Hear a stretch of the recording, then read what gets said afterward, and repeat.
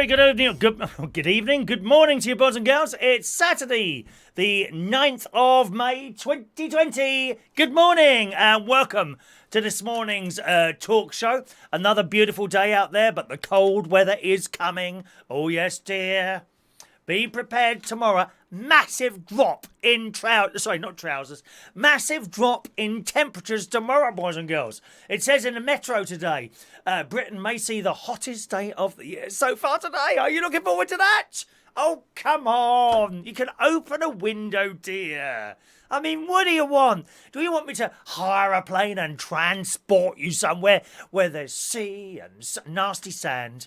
Don't be doing with any sand, dear. I can't bear it. Oh, no. Grit, dear. Grit. So a bit like when you're... do you ever have potatoes, right, and you haven't washed them properly? Now, I don't know about you, but I don't peel potatoes. No. I cut them up and I wash them, cut them up, and either put them in the oven or in the microwave or in a little bowl of water in the microwave, and depending on which way I'm doing them. But I don't peel them. No, haven't done for years. I chop them up with skins on after being washed. Occasionally, it's very rare in this house. Very clean house, darlings. Spotless here, spotless. I mean, those two, who's the old bags who did the cleaning? I love them. Kim and, is it Kim and Aggie? I love Kim. We like that. People who tell you how it is, dear. I like her very much. They would come here and they would be so pleased with how spick and span. That's an old phrase, isn't it? How spick and span this house is. Oh, yes, dear. Oh, yes, dear. I mean, I could run my hand along a shelf here, right? And look, hardly any dust at all on there.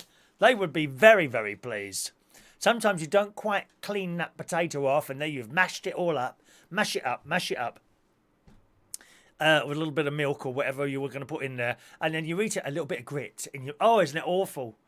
Just imagine what it's like to have a mouthful of it if you've been on a beach. Or perhaps you're a father. Perhaps you're a father and your children have dug you into a hole.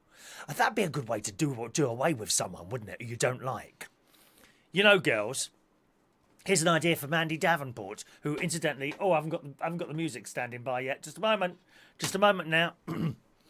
Just a moment. Bear with me one moment, boys and girls. There it is, yes.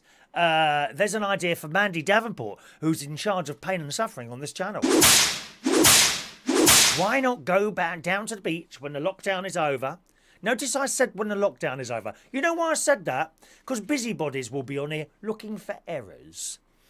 Oh, you can't go down the beach yet because of the lockdown. They feel the need to say that because they have no lives. You must have seen them all on Facebook. People looking to jump on something that they don't feel is quite right. There's been several people. I was going mad this morning. Some old bag up in Yorkshire, right, moaning about people flying Union flags and all that, and how disgusting it all is. You stupid old bag. If you don't like it, get lost and go somewhere else then. I didn't use those words, actually, on the Twitter. I'm a bit more raw on the Twitter. I'll say it as it is. You know, if you don't like it, get your bags and go somewhere else. You know? Just because you're British doesn't mean you have to stay here, and I'm afraid you are, dear. British, I know how much you hate that. Oh, and maybe you hate it so much that the depression from it will kill you. What a shame. You won't be missed. Bye-bye. There's been several of those. I've seen them on Facebook, moaning about Union flags. Anyway, let's go back to something much more important, the potatoes. Yes. Little bit of grit in there. Must be like, you imagine being buried in sand. Yeah, Mandy, right? You could go down to the beach after lockdown because we're not allowed to go there at the moment. Come on, I'm just waiting for some saddo to put that up there. Yeah, go down to the beach with your husband and then say, oh, let's play a game. Let's remind ourselves of when we were children, right? Let's bury you, yeah. And you can get a little plastic shovel, a little plastic spade, you know, and shovel all the sand. While you're doing it, you know, don't waste the sand, Mandy. Build little sand castles. There's a nice thought.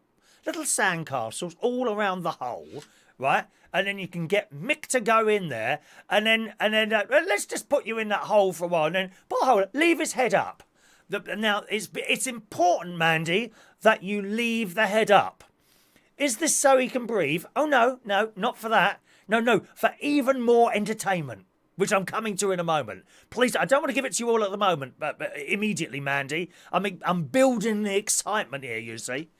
So there you go. So Mick's now down in that hole, and have to dig it quite deep, I suppose. And then start filling in, and you can all be jolly and have a rest. Don't have to do it all in one go. Have a little rest, while you're sort of halfway. So now he's got maybe up to his legs and waist, okay?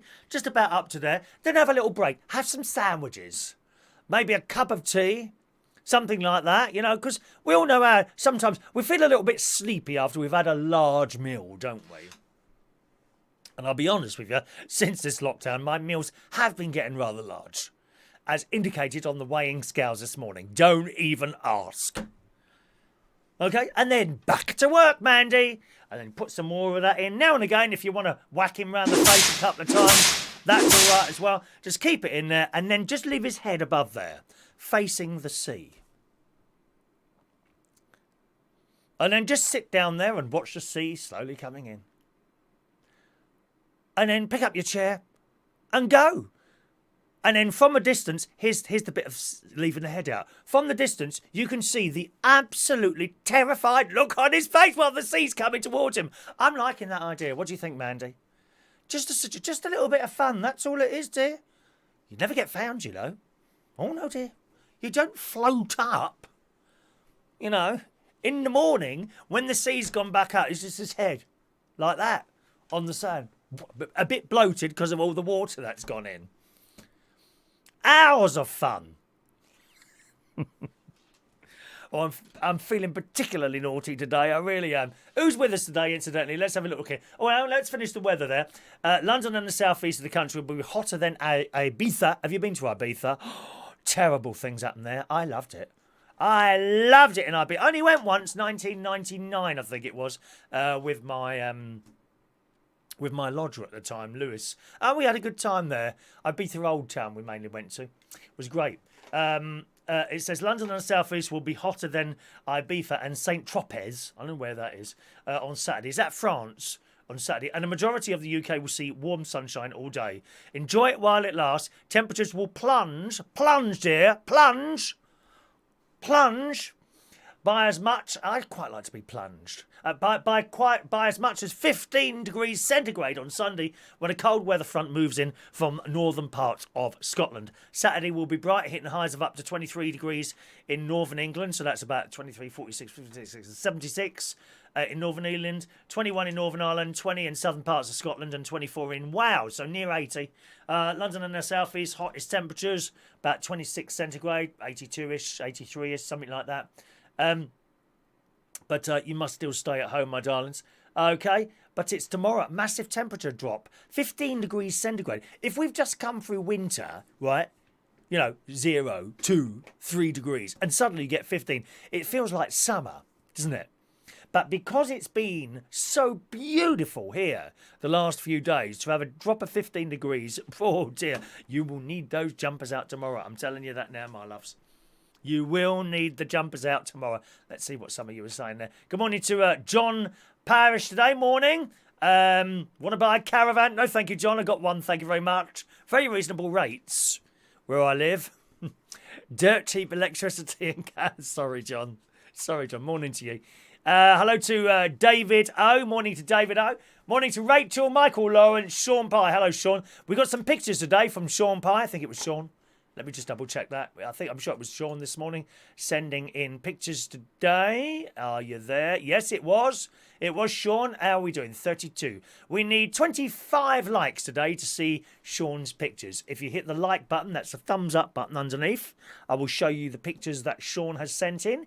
If we don't get to 25, I'll carry them over until tomorrow's show. All right, my love? So thank you very much, Sean, for sending those things in there. Good morning to Gary's British Talk Show. Morning, Mr. Gary Owen. Hello to LaBelle, your emerald-eyed robin's egg of magic. I can't do magic. I don't know if I could do magic. Yeah, I think you've gone that. Roy Brownlow does magic. He does magic, doesn't he? I can't. I don't think I can do magic. Paul and Lou, good morning. Hello to Dino this morning. Morning, Dino. Fran Green. There's Gary Butler. Nephew Gary Butler is in the house. There he is. Claire, our street had a mega street party yesterday. Went on for hours. There will be a few people getting up today with bad heads. I'm sure there will be. Claire's in the middle of cleaning. All the servants are off at the moment. Isn't that inconvenient, dear? So inconvenient. I did a little TikTok video yesterday. I don't know if any of you have seen it yet. That's all I'm saying. Have a look at my TikTok videos. There might be one or two on there you don't like. You know, it's just how it is. Remember, I'm always out for giving people a laugh, no matter at whose expense that is, including my own. Morning to you. Good morning to Kieran. Hello to you, sir. Adam the plumber in the house. Morning, Andy. Daniel's there. Hello, Daniel. Stopped peeling potatoes. Pointless peeling them for roast chicken. They're lovely. The peel on the potato, I think it adds to it, really, to be honest. I really do. Morning to all the silent viewers, those of you keeping very quiet and watching there on the side. Hello to you. Kieran's in the garden. Yes, it is a beautiful day for being in the garden. I'll probably go for a long bike ride. I say long, not as long as I've been doing, because it really hurts my bum. Oh, it really. It's all right getting there. It's coming back halfway through, like an 8 mile. Say if you've gone 8 miles out and 8 miles back, after about 4 miles coming back, which is a total of 12, incidentally, for those of you who have a calculator. Just waiting for it. Oh, is it actually 12? I just checked it out my calculator. I'd hate him to make a mistake. Me make a mistake, dear? Never in 1,000 years. God's sake. And about 4 miles coming back, it starts to ache a bit, doesn't it? Yeah. Awful. Morning to Diane Jeb. Hello to Dave Moses. Good morning to you. Mrs. the woman running with the buggy. Oh, you like my new opening video, do you, David? Thank you. A lot of that was filmed around Virginia Water on Wednesday. I had all these little clips there and I thought, do you know what? I think I can make a new video here. So I did. There's a couple of the old bits there and some of the new bits shoved in there. It's all done on an iPhone. I must admit, when I put them on a large telly, it's all right on a small iPhone, you wouldn't really notice, or a computer, even a small telly, but I've got a 65-inch job downstairs, and you can see it's not as good as I want it to be. Do you know what I mean?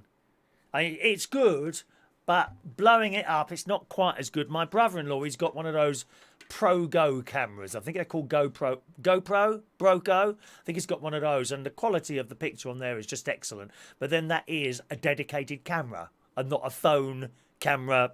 I mean, these are computers, aren't they? You know, they're computers, so not quite as good as that. Good morning to Mark Jones. Very pleased to tell you Mark Jones has at last received his mask. If you email a picture of yourself with the mask on, I can put it on here. I'll have to show it on Monday's show now. Okay. Don't send it by any other method because it'll get lost somewhere. Okay. Put it on the email. There's the email if you ever want to send in pictures of anything at all, anything to do with you, where you work, pictures of when you were young and then old, your garden, something you've created, a nice bit of scenery, anything at all, you can send it to that address there. Short videos as well, nothing more than sort of, half a minute long. All right, then send it all to that address there and I'll have a look at them. Just please only use that if you're sending stuff in. Don't try it on the Facebook because there's too much going on and stuff gets missed. And then, oh, why haven't you shown my video? Oh, why haven't you shown my poster? Be a bit like that, won't it? Yeah. So thank you, Mark. Gavin Bass. Good morning to Gavin. He's doing his own little show as well. Morning to you, Gavin. And Jason Hughes there. Morning to John Aitken. Hello, John. Sabrina Walker. Adrian Richardson. Everyone's here this morning. There's George Bond there. We showed his video yesterday. And Box Rex. Morning to Box Rex. Colin Coates. Ben Parker. Good morning, Ben. Nice to see you appearing there as well. Oh, come. Can someone please buy John Parrish's caravan, please? Does that come with a free bottle of gas at all, John? Or how's that working there? Have you got proper double glazing, John? I know what you like with money, mate. It's a bit tight. I'm so glad I'm not tight with money at all in any way, shape or form. I'm really not. I mean, I'm quite good at DIY, as you know. My lovely double glazing there. I mean, I might renew that, my double glazing. So I'll make a little note of that. Roll of cling film and drawing pins. That's to put some new double glazing in. I'm very, very good at the DIY.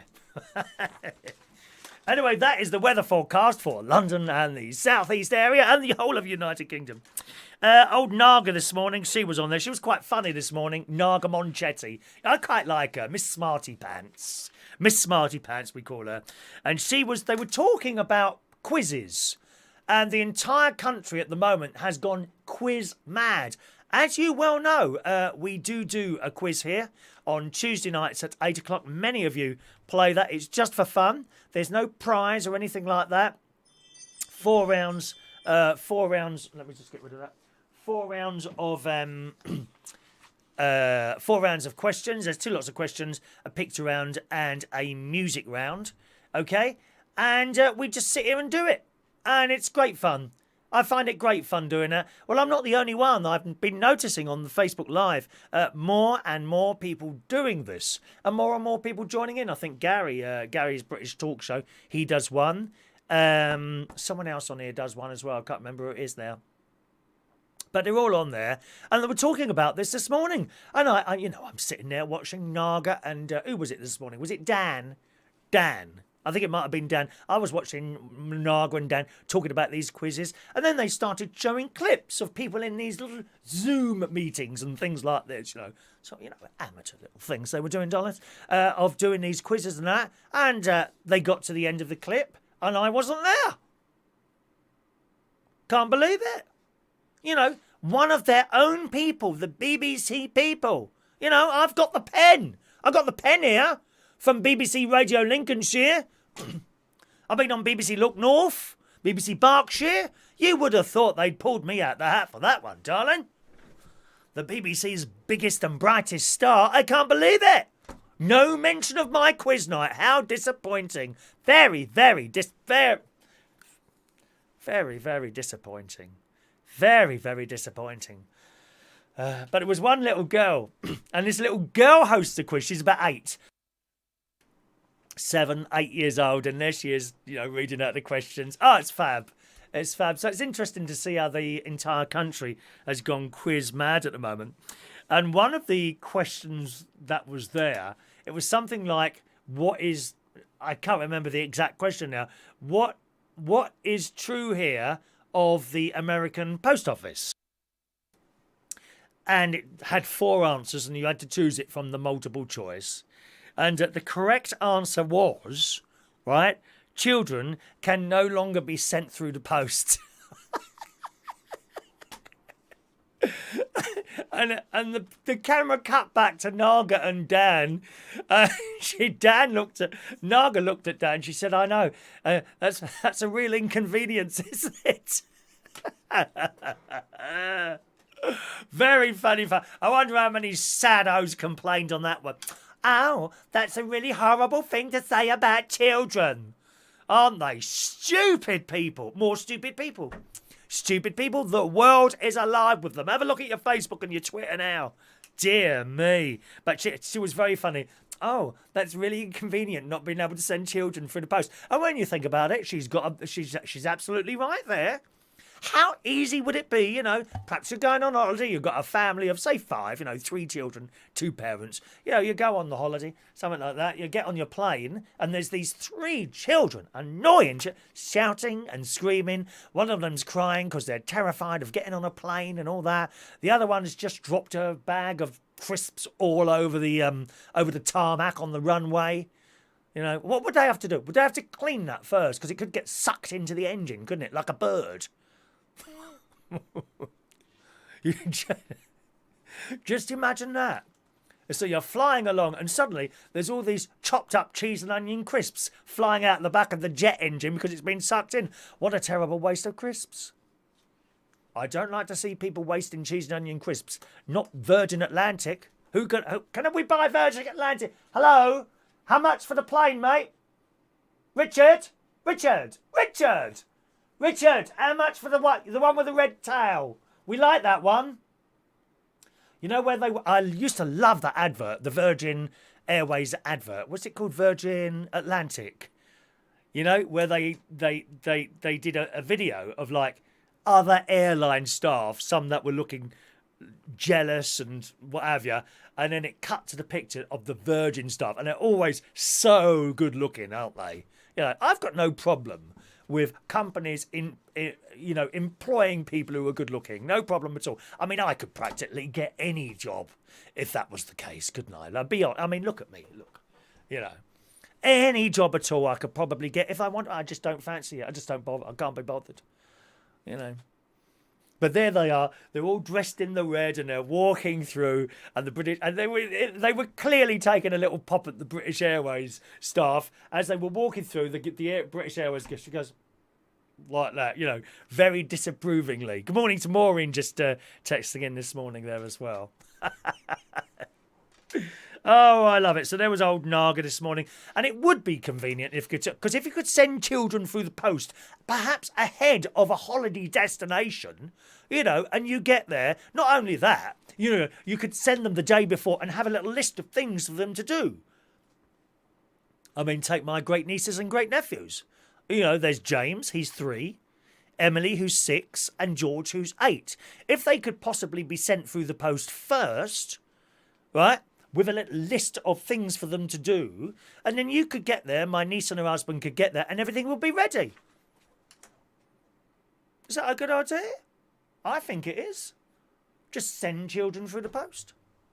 Then they're there all in place and ready, standing by for you to enjoy your holiday. Well, what else are they for then? Oh dear, you're sitting on the plane and there's your 3 children shouting and screaming, "Mummy, I'm bored. Mummy, I'm bored." Won't have any of that if you can send them first through the post, will it? No! Wonderful idea, I think. So good old Naga this morning on the telly. And then, just as I was telling my Amazon Echo device to turn the telly off, oh, she does that, dear. Yes! Ah! The entire house is run by my Amazon Echo, that little black box. And do you know what I like about it? It does what it's told. Unless it doesn't know what to do. Oh, sometimes she goes, you ask it to do something. And she goes, I don't know that. She does. I don't know that, she goes. And I think she's a thick cow. How can you not know that? Because you don't answer. Rude. But generally, you know, she can do quite a lot of stuff. She turns my telly off. Yes. From here now, and how fabulous is this? From here now, I could talk to her now from this room. I won't say the word, because I know you get very upset when I start setting your Alexas off, don't you? You do get very upset.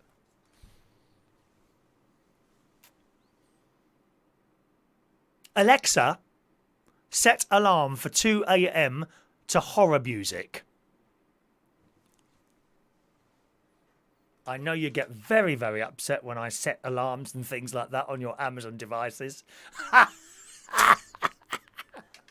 So much power, dear. I'll tell you what, eventually you won't be able to do that. They will somehow work the Amazon so it'll work only with your voice. But not yet. And look at the fun that we can have. Would you like some music this afternoon? How about this one? Alexa, set alarm for 12 p.m. to ABBA, Dancing Queen.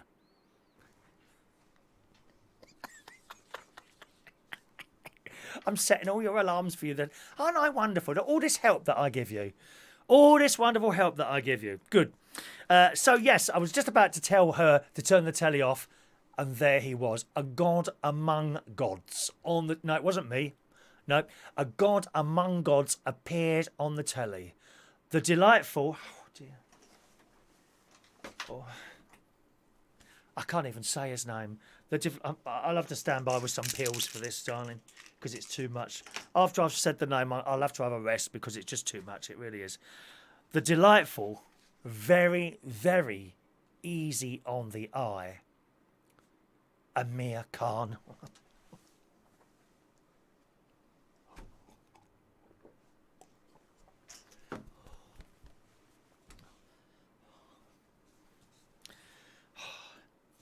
Amir Khan was on BBC Breakfast this morning. absolutely gorgeous. Anyway, so he was on there. Doesn't he look good? How? I mean, he's up. I mean, I think in 10 or 20 years' time, Amir Khan is going to grow up to be older and look as good as me. I'm predicting that on this programme today, exclusively here on United Kingdom Talk. I think Amir Khan is probably going to grow up a little bit older and be as good looking as me in those years to come. I'm predicting that. I think you'll find I'm right. Anyway, so he was on the telly today. And he was saying he may not go back to boxing. You know, because this virus thing is going to be around for years. It will be around for years. I don't know if they're going to get an injection for it or anything like that. I mean, as viruses go, it takes a long time to find things sometimes, like malaria, you know. I mean, generally we get a load of malaria tablets, which are basically antiviral things, aren't they? And you take them before you go and all that, and that's all right. But they weren't there straight away when they discovered malaria, weren't there straight away, like HIV. HIV, which can lead to AIDS. You know, hundreds of thousands of people died from that before they came across with various different drugs. You know, various different drugs, and people have to take them every day. But it took them years to find the correct type of pills or things, stuff like that, to come across that. And there's various other viruses which are kind of, they can't get rid of, but they can suppress, so to speak. And I think this is going to be one of them. You know, you'll start getting ill perhaps in maybe in many years to come. And you'll go to the doctor, you'll get a test. Yes, you've got coronavirus. There you go. You're going to have to take these for the rest of your life. I think it might be a little bit like that even. Don't know. But we don't know, do we? Anyway, Amir was on there this morning. And he said he might give up the boxing. He said the thing is, when you punch... I love the way he said it, actually. When you punch someone, he said you get covered in you know, because you go like that and their head goes like that. You get covered in sweat and spit and sometimes blood. That's just the nature of the sport, isn't it? So he's actually considering giving up the boxing. Yeah. So we'll see what happens there. What else have we got here? On the telly today, on the telly tonight. It's funny, I mentioned it yesterday because it's already on Netflix. Great film if you haven't seen it, all about Winston Churchill, called The Longest Day. I think it's 7:30 on BBC One Colour. All right? So that's The Longest Day tonight on BBC One Colour. Does that mean there's no Casualty? Oh, no. Can someone look that up? Is there Casualty tonight? 7:30, 8:30, 9:30. That would go right across the Casualty time slot. I wonder if they've run out of casualties yet. That'll happen soon. They're bound to run out of They already run out of Holby cities. I think they're going to run out of casualties as well soon. We'll have nothing left to watch on the telly. But The Longest Day is on tonight. 7:30 on BBC One Colour, all right? I watched the VE Day thing yesterday, the bit between 8 and 9 o'clock, the new bit. Oh, how wonderful, dear.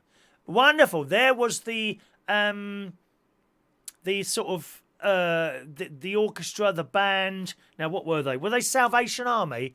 Oh, they were impeccably dressed, suitably distanced apart for the 2-metre rule and all that business, right? Lit up, and what was the backdrop? Buckingham Palace. How wonderful was that? Of course, that's not how it should have been. They should have had a massive audience there and guards marching up and down roads and things like that. Not possible to do that at the moment, but I thought the BBC did the best of what they could do there. I thought it was excellent. And of course, it culminated right at the end with a rendition of We'll Meet Again, sung by many, many people. Oh, it was very, very moving last night. Really, really enjoyed that. And they had interviews with people that were evacuated all those years ago. My mum was evacuated. She was evacuated to Bognor Regis with with her brother and sister. Yeah, I was talking to Auntie Brenda last night about that because she's 80. I think she's 81 or 82, Auntie Brenda. And I said to her, "Where were you on VE Day? Do you remember it?" She said, "I don't remember where I was." No, but a lot of people would have been down Trafalgar Square or something like that, wouldn't they, eh? wonderful programme, that VE Day, 75 years. Beverly Knight was on there, one of my favourite singers. And another lady, Sharon D. Clark. Now, I'm not sure, but I think this is the Sharon D. Clark. She used to do what are known as gay anthems back in the 1980s. One of which was Dance Your Way Out of the Door. And it starts with loads of trumpets. Ba-ba-ba-ba-ba-ba-ba-ba-ba-ba, dance your way out of the door. Da-da-da-da-da-da. They're all happy songs, a bit like Kylie Minogue type things, you know. High Energy, it was called in those days. And Sharon D. Clark was on there singing. I can't remember what she sung, but fantastic. There's just fantastic voices.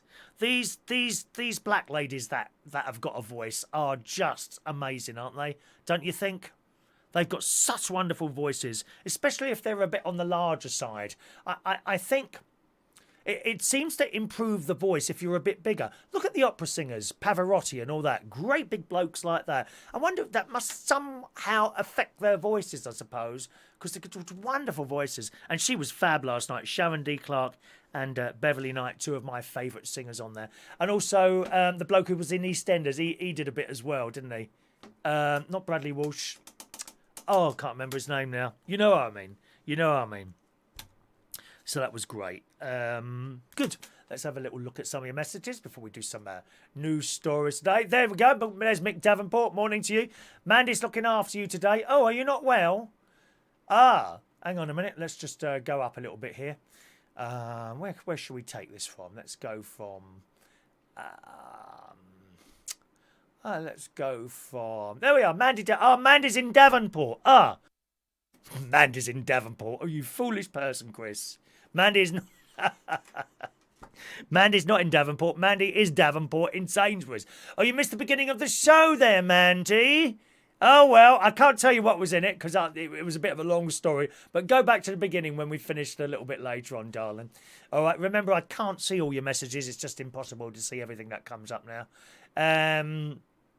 Rachel's still not too well at the moment, so get well soon there, Rachel. Okay. John's knackered. He's just done his exercises with the other half. He's very bossy. Made me do 25 press-ups and 20 sit-ups. As many as that, John, at your age. You're asking to end up in hospital, aren't you? Eh? How are we doing for the likes, by the way? We've got some pictures of Sean Pye to show you this morning. 16 likes. We need 25, I think I said today, didn't I? 25 likes to see Sean Pye's pictures today, boys and girls. Hit the thumbs up button at the bottom of the screen, and that will make the likes go up. I need 25. Each person can only do that once, though. Once you've done it, you can't do it again, all right? Morning to Gareth London. Andy, how dare the BBC? I'd moved to ITV. Well, I'm considering it now, Andy, actually. You know, I can't believe they didn't mention my hugely globally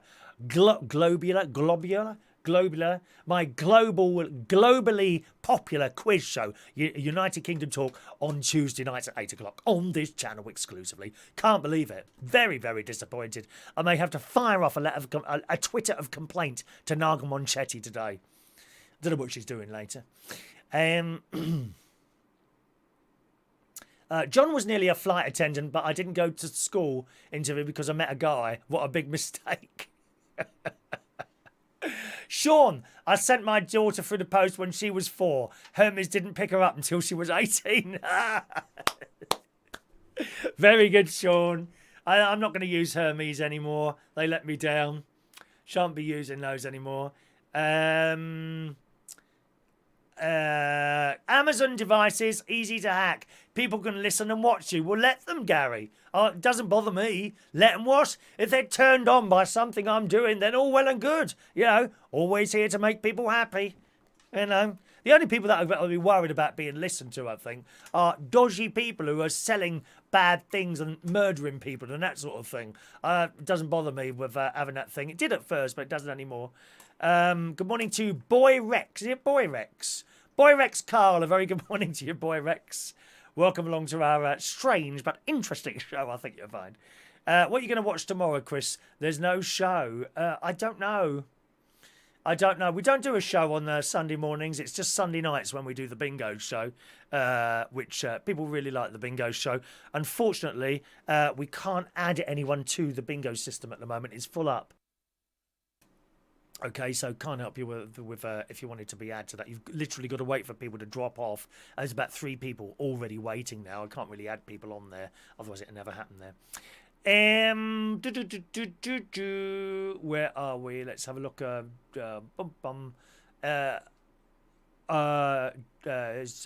hello already to them.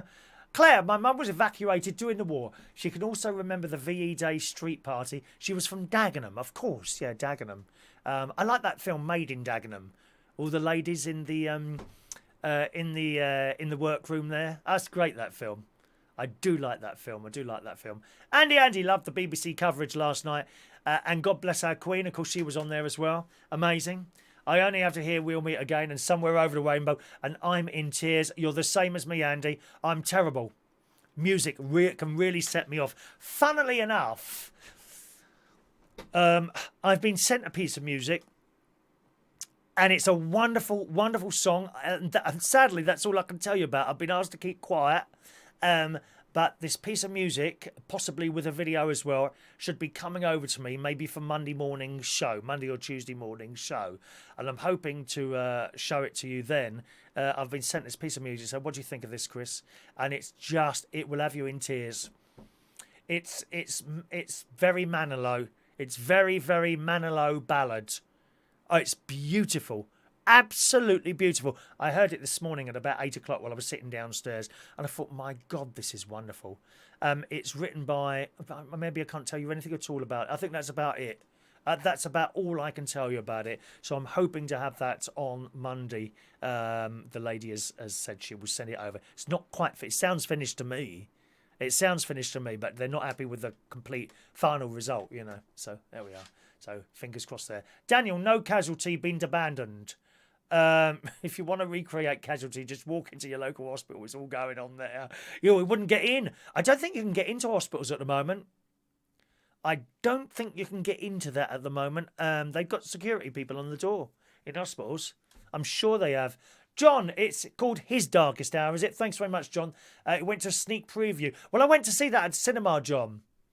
Met the director. Yeah, wonderful film. Really good film, that. Very, very good film indeed.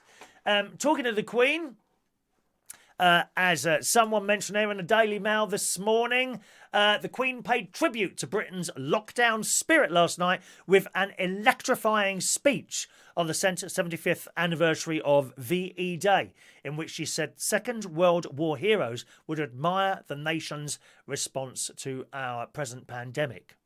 The 94-year-old monarch, who was 13 when the war broke out in 1939, added it may seem hard that we cannot mark this special anniversary as we would wish. Instead, we remember from our homes and our doorsteps, and we certainly do.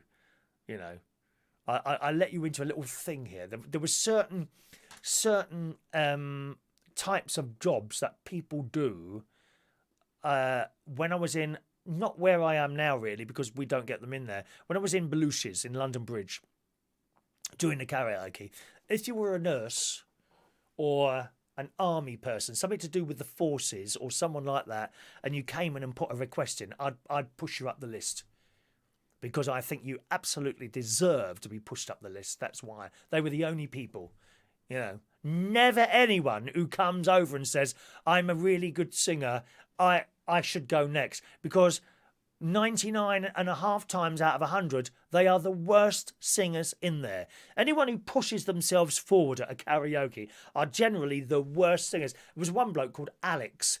I don't normally mention people's names if I think they're bad singers, but he was just one of the rudest, nastiest people I've ever come across in my life. His name was Alex. It was a horrible little bloke, and he had little man syndrome. You know the one I mean? Know the sort I mean?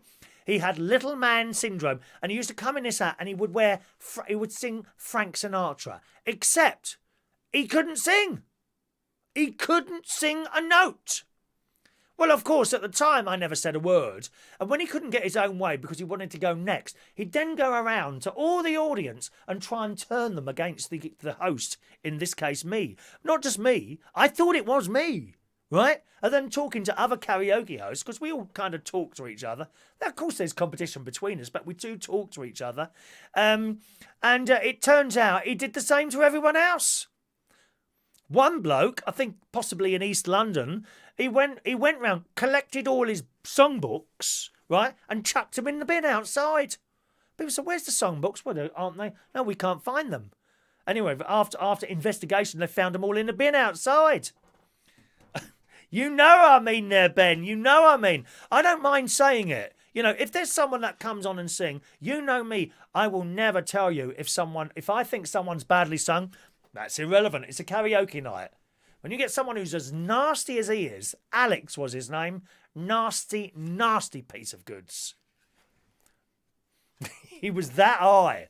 And he would go around and try and turn the entire audience against you and then go up and find the manager and say something. He came along to Lewisham, Dulwich, the Cherry Tree in Dulwich. He came along to the Cherry Tree. It wasn't a massively busy karaoke night, but we'd have about 30 people there, which is a decent amount, you know, for a Sunday. They'd be singing and he came in. So first of all, he comes over to you. "Oh, hello, Chris, how are you?" And he put his hand out like that, right? Hand out like that, all friendly. And then he starts chatting you up. And once, he said, "Oh, I've bought you a list of songs to get." I said, "Oh, well, what's that for?" "Oh, I've been having a look at your Frank Sinatra selection. And you don't have all the songs." Well, I tell you, the Frank Sinatra selection in my karaoke book is enormous. Ben has seen it, he'll tell you. It's quite long. There's a lot of songs there. There must be 40, 50, 60 Frank Sinatra songs in there. Something for everyone, right? Oh, he weren't happy with this. He then produced this piece of paper out of his pocket, which was like a long thing, like it'd come off a toilet roll. But paper, as long as that. And he said, I've written this. If you could get these songs for me to sing, please. Are you for real? And I said that. I said, you must be joking, aren't you? Well, you don't have these songs. I like to sing these songs. I said, well, choose something out of the book. Well, he didn't like that. I don't mind getting the occasional song for someone if it's not in there. Chris, could you get me that? Yeah, no problem at all. No problem. They're not that expensive. And besides, generally other people can sing them as well. So that's okay. It just adds to what you have, right? And so then I watched him. And these people are that thick and stupid, they think you don't know what's going on. And I watched him go from table to table and then over to the boss, Gary. Nice bloke, who I worked for. He went over to the boss for about 30 seconds and then he turned around with his head down and left. And Gary came over to me after, who's that bloke that just come in? I said, oh, that's Alex. He said, I said to him, bit of a pain, not a very pleasant person. He said, oh, I know that. I said, go on. He said, well, he came over to me and said, oh, I've come to your karaoke night. He said, it could be a lot better. And Gary said to him, I said, oh, yeah. How'd you work that out then? He said, well, it's your host. You could do so much better than him. He said, and Gary said to him, oh, you think so, do you? And he said, yeah. He said, well, I'll tell you what then. Why don't you F off and get out of that pub and don't come back again? He was a nasty... Ben will tell you. That's... Ben there does it as well. Same job as me. There you go. He will tell you. He did the same to me, Chris. And I had more than he had on his list. Dreadful man. Right? And then I started another night somewhere and I got this message on my Facebook and it said, you will foul like you always do. And I thought, well, who the hell's that? And it looked like a young person with a slightly darker, not black, but slightly darker skin, of Asian appearance, okay? And I thought, well, that's and I'm looking at this face. Anyway, and it didn't say Alex, it was another name. So I clicked on this link to see who it was. And I'm looking at, oh my God, that's Alex. That's Alex. He's just sent me that message. He's not a friend of mine. Completely random. You will foul like you always do. Anyway, no comment. Block straight away. I told you before, I never ever comment on negative messages, ever. Never. Same on the TikTok. If you don't get my humour, go somewhere else. I don't care. You won't be missed, you know. Just block straight away, get rid of them. So Ben had the same done to him. There you go. Claire, fantastic response from your landlord. Yep. He's a lovely bloke, Gary. He's actually asked me to go back to Sydenham when it all dies down a bit. But the journey there isn't pleasant, to be honest, going to Sydenham from here. Sorry to ruin your morning there, Ben. Claire, how dare he throw a DJ's songbooks away? That's despicable. Yeah, it wasn't me or Ben. That was someone else. I'm not quite sure who it was who he did that to, actually. But nasty piece of goods. Nasty piece of goods. Rachel, when I went to hospital, the doors were locked. They were only letting patients in, but not partners. Yes, I thought that. I thought that. I really hope we get this someone. Let's see if there's any messages from this person. No. I really hope that I can't read it. They asked me not to mention it, so I can't. But I'm hoping to have we don't usually do music on here, but it's an original piece, so there won't be any copyright problems over that. And hopefully that will come to you, all right? Okie doke. Manilo's rubbish, block me. I'm not going to block you for that, Nick. You're entitled to your opinion there. I mean, at the end of the day, he probably doesn't even know you. That's how popular you are. You know. Barry Manilow, hugely popular. Look at that. You know, you could only ever dream of looking like that, Mick. Look at that, eh? And he's got 2 new hips. Have you got any new hips? No. Beautiful plastic structures in that body to keep that real man alive, darling. There we are. Oh, good. What else have we got here? Dog. Oh, by the way, raffle tickets will be coming, of course, during the show. We've got our normal raffle tickets here, gang. Okay, that's for not yet. That's for our regular Monday raffle. We also have a new raffle going now for the super chatters. Anyone who sends in a super chat of £1 will get a free raffle ticket. Okay, I can't sell you raffle tickets, but if you anyone who sends in super chats or for any reason whatsoever, either as a tip or as to buy something, for every £1 super chat, I will give you a free raffle ticket. And this week's super chatters raffle is for one of those. Okay, so for every £1, I will give you a free raffle ticket. If you do super chat stickers, then £1.99 gets you 2, £2.99 gets you 3, and so on. It's just a penny difference, so that's fine as well. So that's the Super Chatter raffle, which happens on Thursday. That's for the pig tickets. £1 gets you a ticket. £1 Super Chat, free raffle ticket. And that's the free the Monday raffle, which we'll be doing tickets for that at the end of the show. There we are. Andy has just sent us a Super Chat. Thank you, Andy. Let me give you a ticket. Oh, where are they? Where are they? Where's my pink ticket? Oh, there they are. Oh, God. Oh, well, I mean, I wasn't begging for money there, but, yep, if you want tickets, there you go. Super Chat tickets coming in. Super Chatters, thank you very much. Andy, sending £1 through there. Calm down there. Calm down. Gosh. Andy, number 71 for you, Andy. All right. Andy, 71.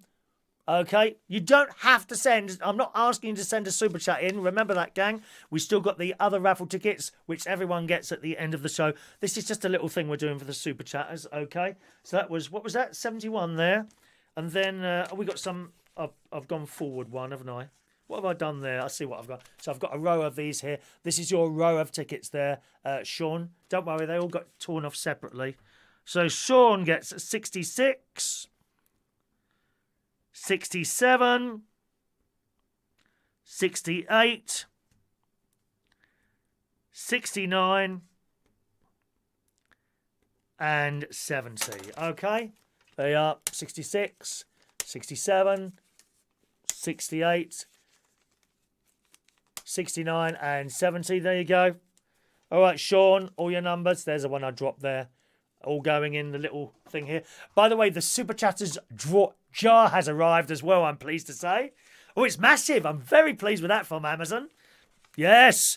All the tickets will be going in a... That is de-virusing at the moment. It comes in a box, chuck the box straight away, and then the jar comes out and it gets left somewhere for several days while it de-viruses. Thank you, Sean. And Michael Lawrence as well. £2 for Michael. Well, didn't expect this morning. Thank you. They are our super chatters. There we are. 72. Oh, no, I've put Sean's name on there. You blooming idiot. Actually, I'll chuck those away because I can just see what's going to happen there. Michael, this is Michael Lawrence. Hang on. Michael Lawrence. Michael. Oh, come on. Michael Lawrence. Okay, 74 and 75. You there, Michael? Okay, 74 and 75 on there. And Mr. Ben Parker as well. Where are you getting cash from, Ben? Stop that now. That's enough now. You've all gone mad this morning. Ben Parker. Ben Parker, 76. 77. 78. 79. And 80. There you go. There's yours, Ben. All right, there's yours. Rachel's already got a couple of tickets. She's hoping to win. Right, that's our Super Draw raffle. Our Super Chatters raffle. That happens on Thursdays, okay? There's all your tickets in here, along with all the rest for the Super Chatters raffle. These will be going in the Super Chatters jar. It's really big. I'm really pleased with that. And it cost me about 13 quid on Amazon. Very, very pleased with that. Lovely. Okay. You really want the cap? Well, there we are. Yeah. There's other ways of getting this, by the way. Apart from the Super Chatters raffle, you could choose this on for the main bingo game tomorrow night if anyone who's playing that. Okay. But don't worry, if that goes, there's another one there to take its place. You know, I would make sure that I've got the prize that I'm giving away if I'm doing a raffle, if you see what I mean. Okay? And there's some other little bits and pieces that we'll do as the weeks go by. So good luck with that. Oh, Rachel's just got another 2 as well. All right, Rachel. 81 and 82. 81 and 82 for lovely Rachel. When we do the raffle, if you've never seen it done before, it's all above board and you can see everything that's going on. You can see my face, you can see my hands, you can see how the ticket is pulled so you know there's nothing dodgy coming on. Whereas get some idiot shouting out fix or something like that, but I don't take any notice of these people anymore. There we go. All right, 81 and 82 for yeah. Don't go anywhere before the end of the show because don't forget we've got the raffle tickets coming for everyone, including the Super Chatters and the non-Super Chatters. We've got that coming along as well for everyone that watches the show. All right, let's just scroll back a little bit there. Scott Walker, hello to Scott. We need a new bingo host on a Sunday. Well, good luck with finding some software, mate. I've been offered money for my software from drag queens. There's a few of them getting it wrong at the moment, but no. We've got that working nicely now, actually, the bingo. Since we cut down on the amount of people, there were about 5 people too many on the system. We really can't add anyone else to that because it starts going a bit wrong and emails don't go out properly, you see. Good morning, Trevor Campbell. Hello to you, sir. Andy, as I say, really wants the hat there. I think Rachel does as well. Are you microwaving your letters too, Chris? No, not yet. Letters come in, okay? I will either leave them, literally, on the floor for a couple of days, or I will pick them up. First of all, this is everything has a routine now, right? If I see letters have come through the letterbox, I'll open the door, open the bin, go to the letters, pick the letters up, carry them through, take them out of the envelopes and throw the envelope straight in the bin, look at the letters. If they are required action, right, I'll bring them back in and put them somewhere where they won't be touched, okay? If it's rubbish, then I will just throw them straight in the bin, close the bin with my elbow and go straight away and wash my hands. That's it. I'm very, very careful. Very, very careful. Jason's going for a swim in a minute. Really? A 22-foot swimming pool? You're joking. They got a 22-foot swimming pool. How blooming marvellous. Oh, wow. I'd love a swimming pool. I would love a swimming pool. Yeah. You don't have to have a very long one. You can get these, they're everlasting pools. They've got a pump at the front. I've seen two people, different methods doing this. The expensive way to do it, they have a pump at the front. So this pool kind of holds you, you know? Just about long enough, maybe a little bit longer than you. Fill it with water, warm it up a bit. And there's a pump. They switch on the pump and it pushes the water at you and you swim against it. Right. Another method that I've seen used, although I'd imagine it perhaps a little bit painful.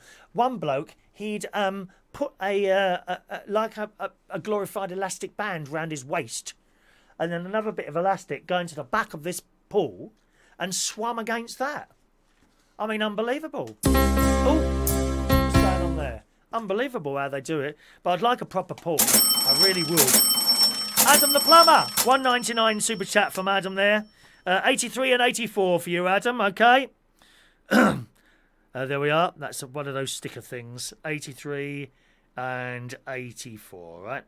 As I say, if it's a $1.99 or a $2.99 super, then we'll just make up the penny there. Okay.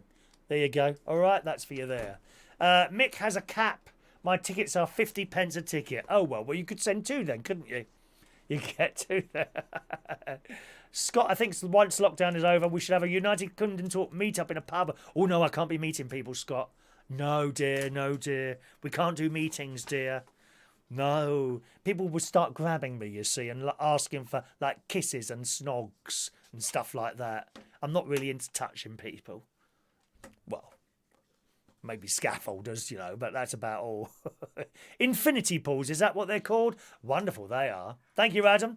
Alan says, say hi to Royston and let him know I love him so much. Oh, love is a many splendid thing. I tell you what, if you like that sort of music, so there we are, nice little message from Adam to his other half there. I do have that song I'm hoping to be able to play to you on Monday. We never do music on here. Well, it's not a music show, but I really want to play it to you. I heard it this morning. You will cry when you hear it. It is so wonderful, this piece of music. Oh, yeah. Tearing up now, dear. Tearing up now. Dave, tell us the bean story. Oh, Dave, dear. Listen, darling, you may want to do repeats on your little radio station. Little micro local station that you're about to start running, darling. I say that you were doing 1940s music yesterday in Calder Valley Radio. You want me to do the jingles, don't you? Ba-da-ba-ba-ba-ba.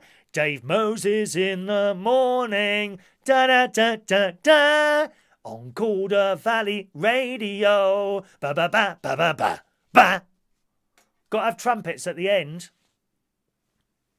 I've got an old Radio London jingle. Oh, it's fantastic. Dave, do you want to hear it? Oh, how are we doing for the likes, by the way? Have we got 25 yet? Oh, 3 more likes and I'll be able to show you the pictures this morning. The delightful pictures that have come in from Sean Pye. Now, do I have that piece of music? I don't even know if you've heard it. It's one of the best. I don't know if I've got this on here. It'd be out of copyright now anyway. Copyright police won't come for this one. Is it this one? No.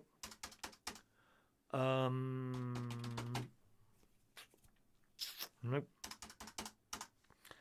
It's so long since I played this. Hang on. Maybe.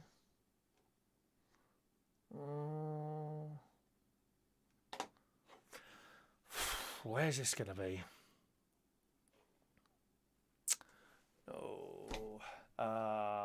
Let me look for you, gang. I may not find this. Oh, what a shame. Jingle, jingle, jingle. What is this? Leeds. I've got them all here. Leeds, Cambridge, Manchester. All the jingles from the BBC.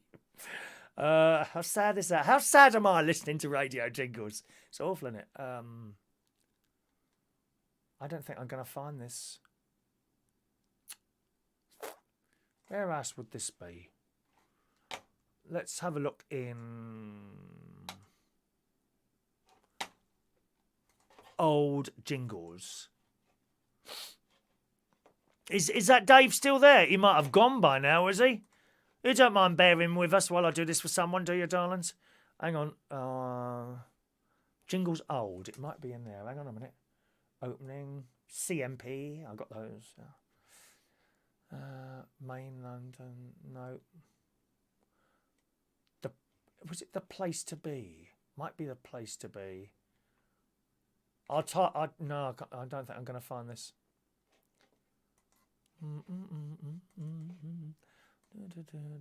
Jingle, jingle, jingle. Are you there? Are you there when they crucified the Lord? I'm not going to find this. Place to Be. Let's try Place to Be. Oh, I've got it. I got it, bitches. Oh, sorry. That's how I talk to my mate, you see.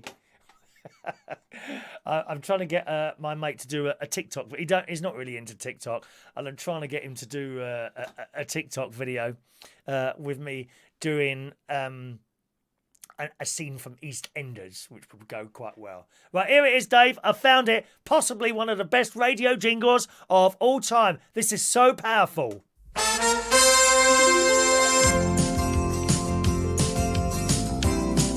See, there would be singing to it as well. So I haven't got the singing bit. This is just the basic bit. I'll do the singing bit for you, Dave. Dave, have you got your recorder going? Are you ready? Here we go.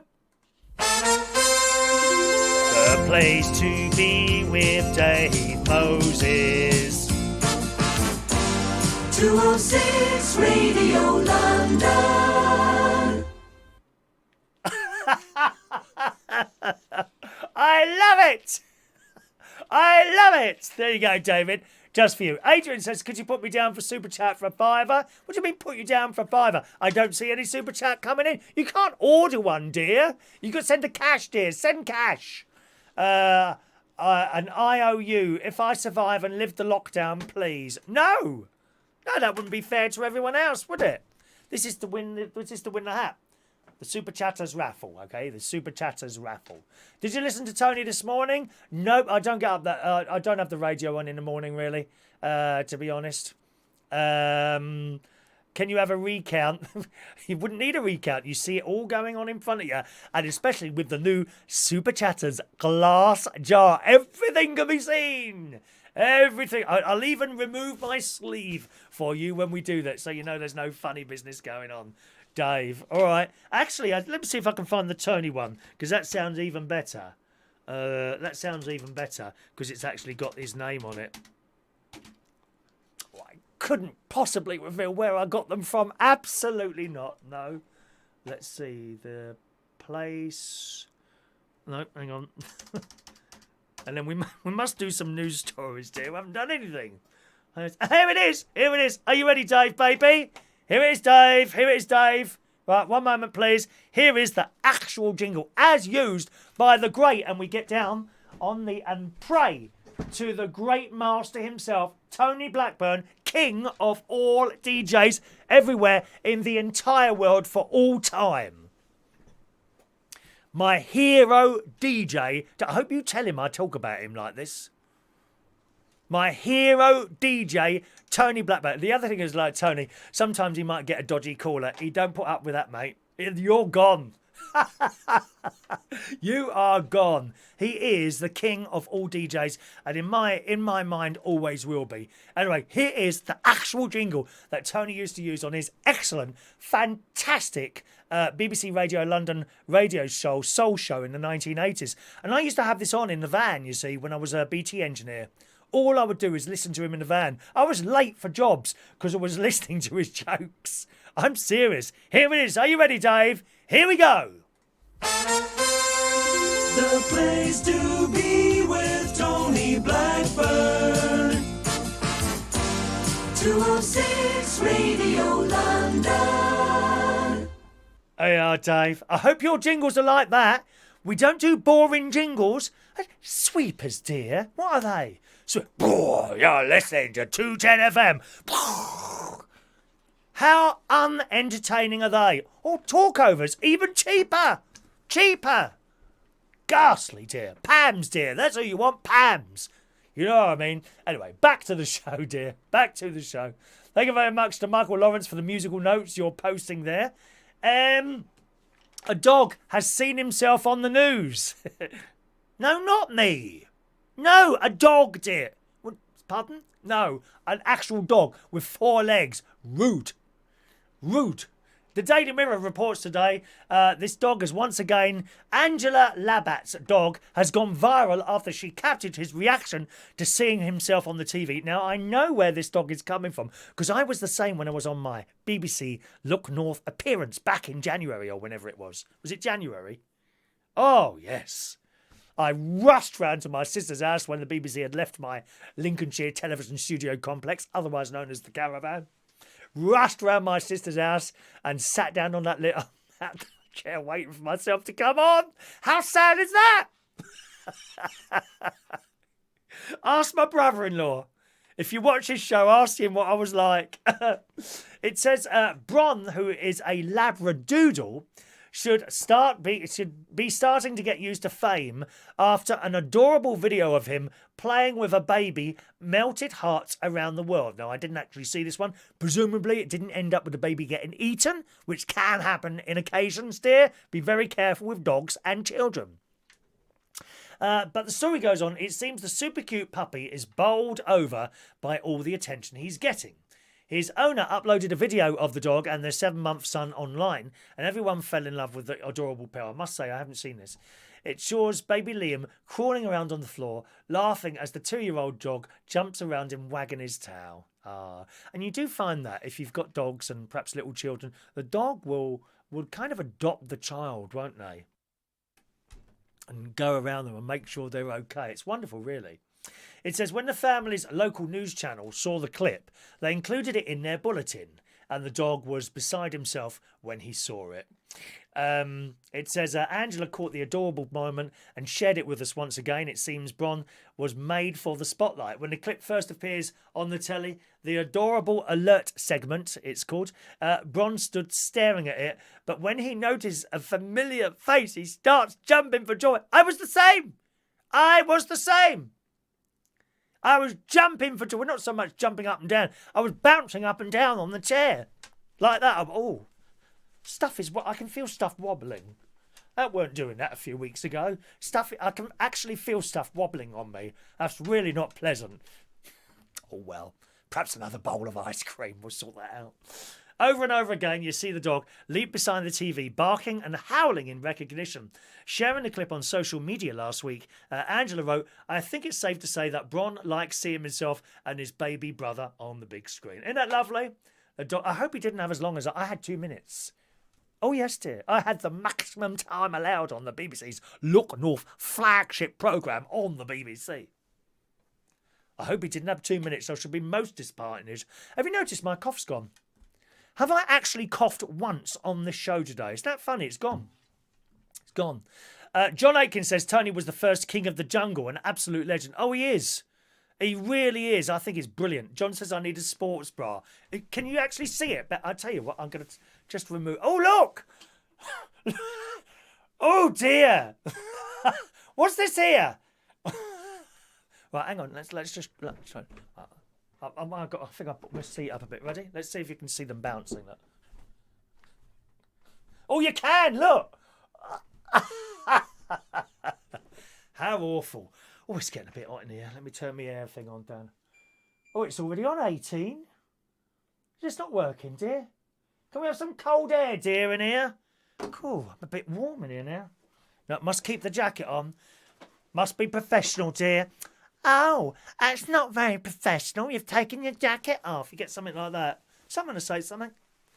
Some saddo sitting there at the end of a keyboard will say something. Morning to Mike Rees-Ponto. I remember when Tony Blackburn was on Radio 1 with Arnold the dog. Woo, woo. And the duck. Don't forget the duck as well. We had a duck as well, didn't he? Yes. Do you like toenails? I'm not a fan of toenails. Incidentally, my toenails are looking fabulous now. I've been taking pills. Yeah, I had viruses growing. It's awful, isn't it? There were viruses growing underneath my toenails, and that painting stuff. I went to see my special doctor that I see twice a year. Oh, I've got a telephone appointment this week because I'm running a bit. When I say I'm running low on pills, I'm always very well prepared for things like this, and I've got about 6 weeks left. Please, if you're on any sort of medication, do not allow it to go down to 2 days' supply left before you do something about it. 4 weeks minimum. So I've got about 6 weeks' supply of my special tablets left that I go to the clinic for twice a year. And so I thought I'd better ring them up. So I rang them up. Funnily enough, I didn't expect them to answer so quickly. I was amazed at how quickly they answered that phone. Perhaps they thought I was on my way out. But I rang them and they answered straight away. I said, I'm down to about 6 weeks' worth of pills. OK, what's your name? Hospital number? I never remember my blooming hospital number. So they look it all up. They ask you a couple of security-type questions, And so I've got a telephone appointment, I think on Wednesday. Where's my diary gone? I've got a diary. I've got a calendar, dear. Calendar girl, calendar girl. Calendar, there it is. There's all my important things here. There we are. There's my calendar. There you go. Phone appointment.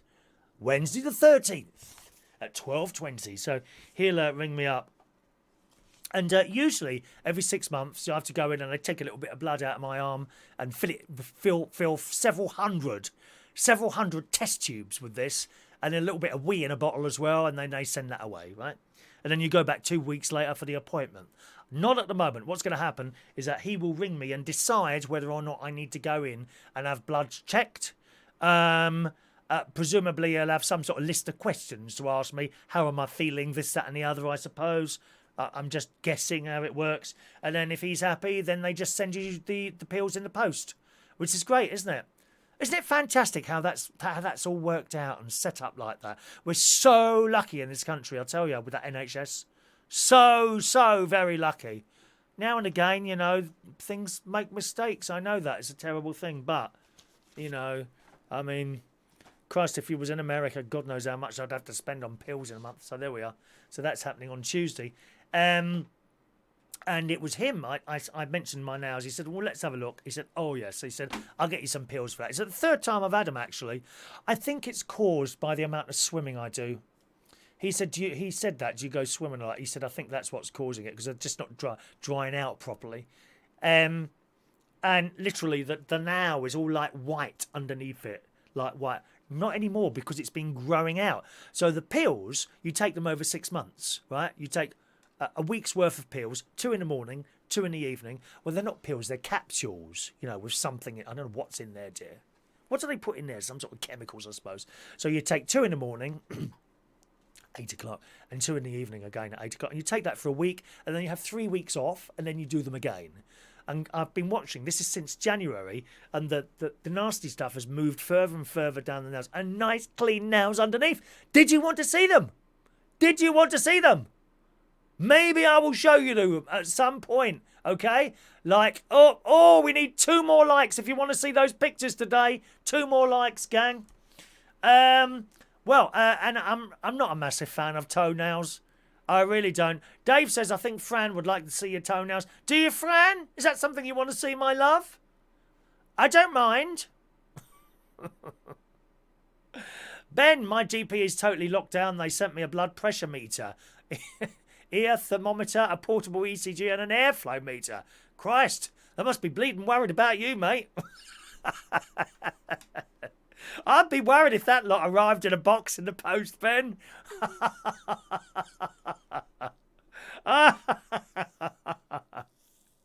Anyway, let's have a look here. In the Daily Mirror, there's a story that I can't bear long nails. Oh, I think they're disgusting. Have you seen people with really long nails? Awful. And if it's not bad enough, if they're perfect, even if they're perfect, I hate the look of them, right?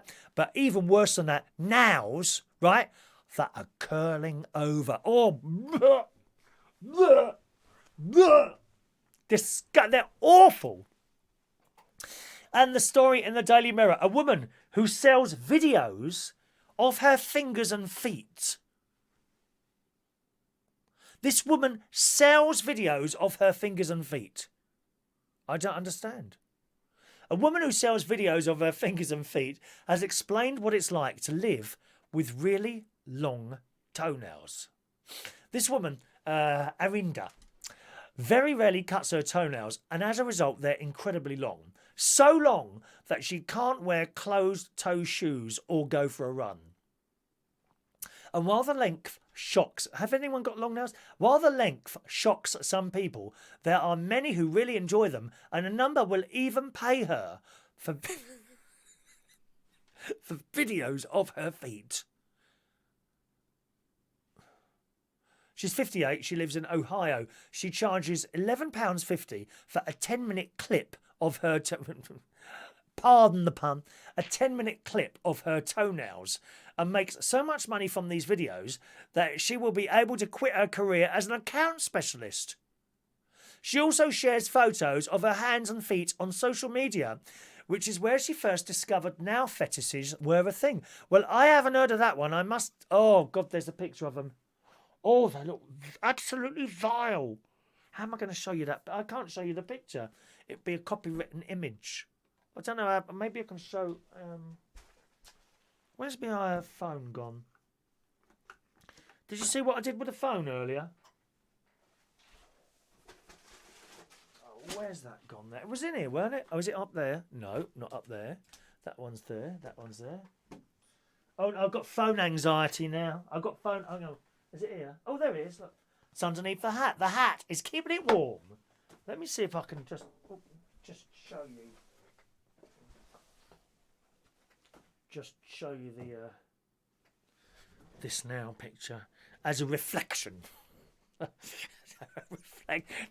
Does that mean I get away with the copyright rules if it's just a reflection? Because it's not really there, is it? It's just I see a show reflection using my phone as a reflection-ish thing. Right, hang on. Right. Let's see if that works. Would that work? There it is. Can you just about see those nails there? Oh, just about. Not very well. Oh, sorry. Hang on a minute. Just a minute. Oh, they are filthy. They are disgusting. Oh, my God. Look at those.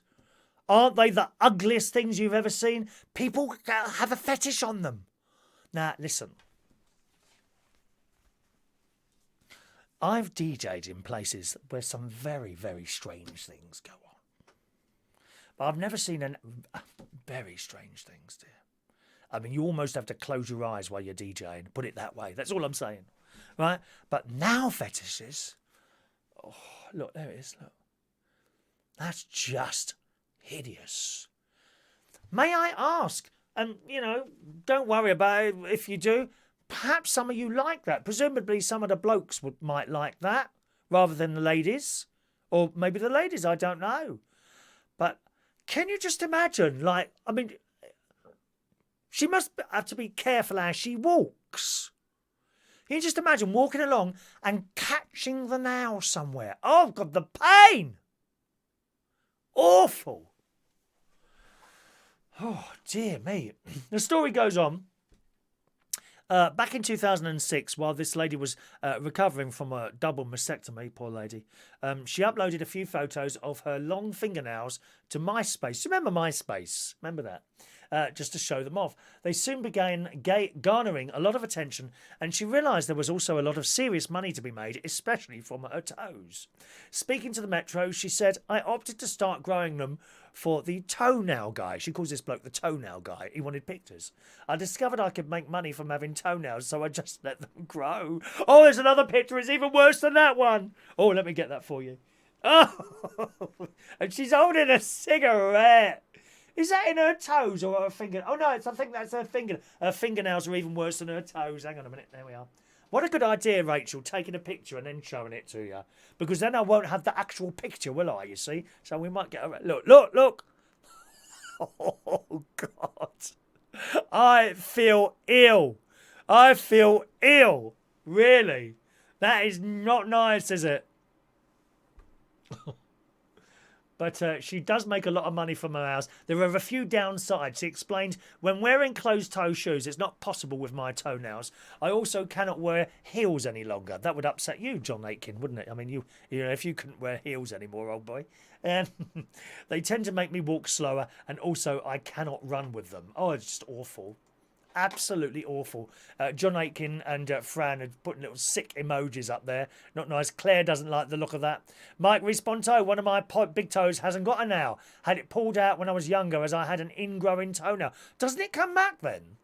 Don't nails come back once they've been pulled out? You remember those ghastly people in the concentration camps? They used to pull out nails.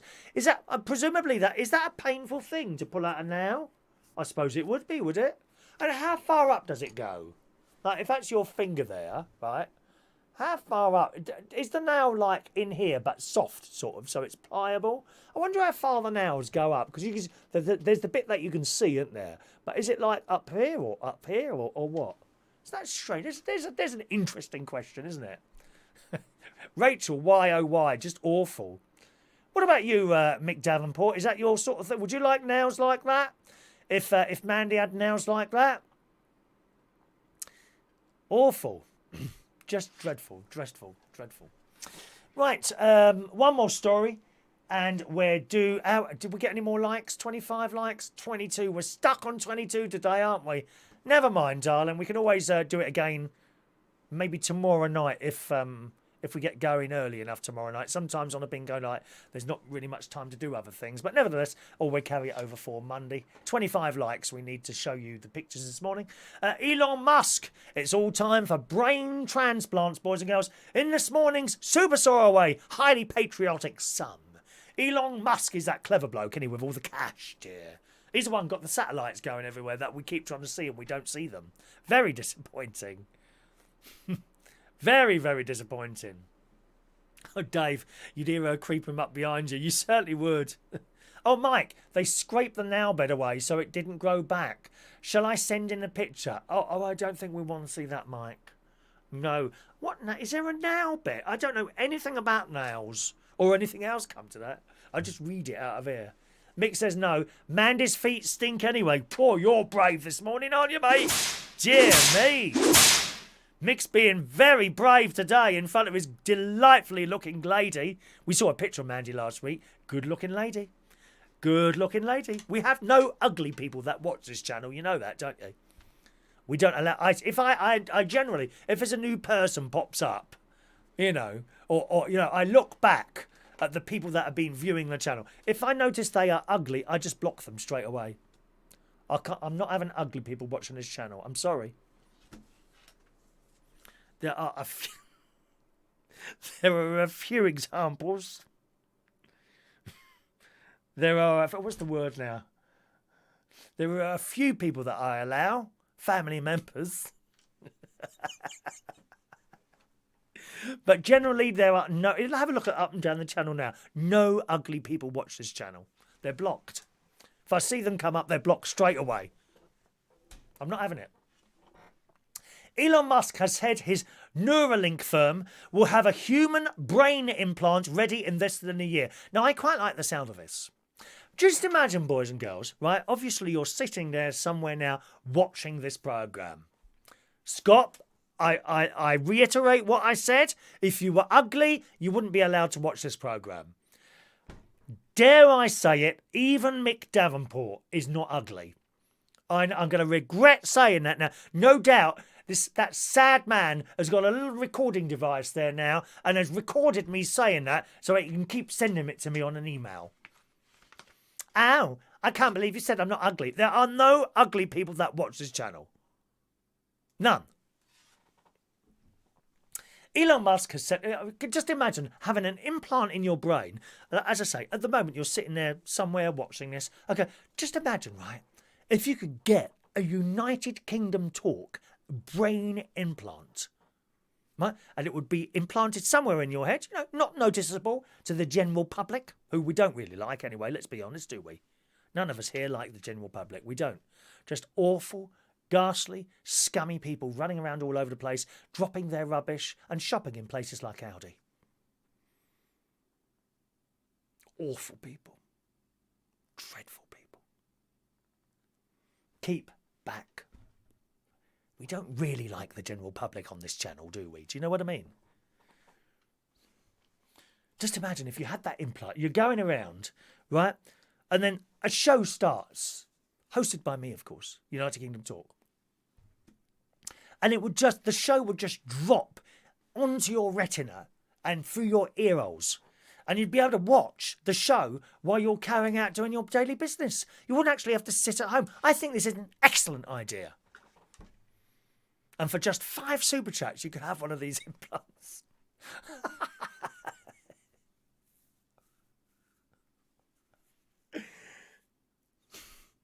Elon Musk, speaking on Joe Rogan's latest podcast. Anyone know who that is? I don't know who that is. Is this someone on your station, Dave Moses, that you've signed up to here? Joe Rogan. Who's he? Rogan. Anyway, the billionaire said the device could one day fix anything that's wrong with the brain. Now, wouldn't that be fantastic? Some brain condition, a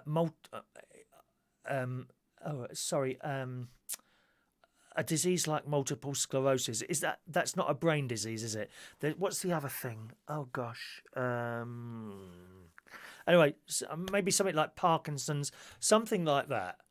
You go to the doctors, have this little thing implanted in your head. No more Parkinson's. How blooming wonderful that would be, wouldn't it? With, of course, the added advantage of being able to watch my show whenever you wanted to, just by touching a small part of your head. Wouldn't that be great? Wow. The aim is to create a full brain interface within 25 years. That would mean humans could connect to devices with just their minds. Musk wants his brain implants to stop humans being outpaced by artificial intelligence. Neuralink was founded in 2016 and is working on tiny threads that could be inserted into the human brain and help treat injuries and trauma. So, from the sort of medical side of things, this is just a wonderful thing. But I'm not sure, it will go along and then be used, no doubt, by weaponry and things like that as well. But I just guess that's a side effect of it, really, isn't it? Musk explained on the podcast that the insertion process would require a process to take out a chunk of skull. Andy.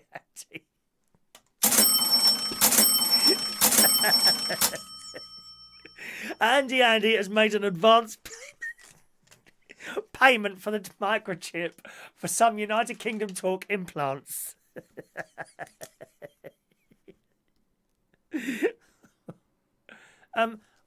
What is I'm so sorry, I can't remember that other terrible disease wonderful people suffer with. They're usually in a wheelchair and can't move around. It's not multiple sclerosis. What's the other thing? Someone remind me of that. What is that other thing? Oh, gosh. There you go, Andy. 85 and 86 for you there, for your super chat. Thanks very much for your super chat there, okay. It says, the next step is to put the Neuralink device in there and insert electrode threads into the brain. The patients would then be stitched up, and Musk says you wouldn't even been able to tell that they've had the device installed. He said, we're not testing people yet, but I don't think it'll be long. We may be able to implant a Neuralink in less than a year in a person, I think. I think old Elon Musk, he's the sort of person that would come across as having it done to himself. Do you know what I mean? I think he'd probably have that done to himself. But if it cured things like that, how wonderful would that be? Parkinson's, I mentioned Parkinson's. No, there's something else. There's another... I can't remember what it is. I think it's like multiple... anyone who's got multiple sclerosis, if I said it's like multiple and it wasn't, they'd crucify me. So I can't say that. I'm not a doctor. I'm just, guessing, really. Not muscular. Thank you. Muscular dystrophy. I think that's the one. Muscular dystrophy. I think that's the one there, Trevor. something that affects your brain, anything that affects your brain, and something like that could be implanted. Right, some of you mentioning we've got 25 likes now, gang. We now have 25 likes, so I can show you the pictures that the delightful Sean has sent in this morning. Sean Pye, thanks so much for sending your pictures in. Here they are. There you go. Look at that. And we were talking yesterday about these sad councils that go around telling people to take flags down when they put them up. There's a bit of his garden there that I just rotate between the two pictures. And Sean emails in and says, "Hello, Sean Pye here. I have had a flagpole in my garden for years now. The local council told me to take it down about 5 years ago. They even sent a man round to tell me to take it down. I told him to F off. I've never heard anything since." And yeah, I know Sean would be like that. So thank you very much, Sean. That looks quite magnificent. I have to say, your garden's very nice, Sean. Your garden's very nice. I like that step up bit there you've got. Clearly into another area of your garden. Do you do what are we stepping? Of course, we can't see that bit. Can I just ask, if you're sending the photos in, can you do it the other way, landscape? Then we can see a lot more of what you're trying to show us. All right, my darlings, so with the camera going long ways rather than up and down, and we'll be able to see a lot more of people's gardens. But I think that looks pretty good to me, Sean. It really does. I want to know what's up those steps. Maybe, I wonder if you'd be interested in doing a short video, perhaps. And when I say the camera the other way round, I mean like that. So do your films like that. Most people do them like that, and you just don't see it all. Do it like that, and then send that through, and I can show everyone that as well.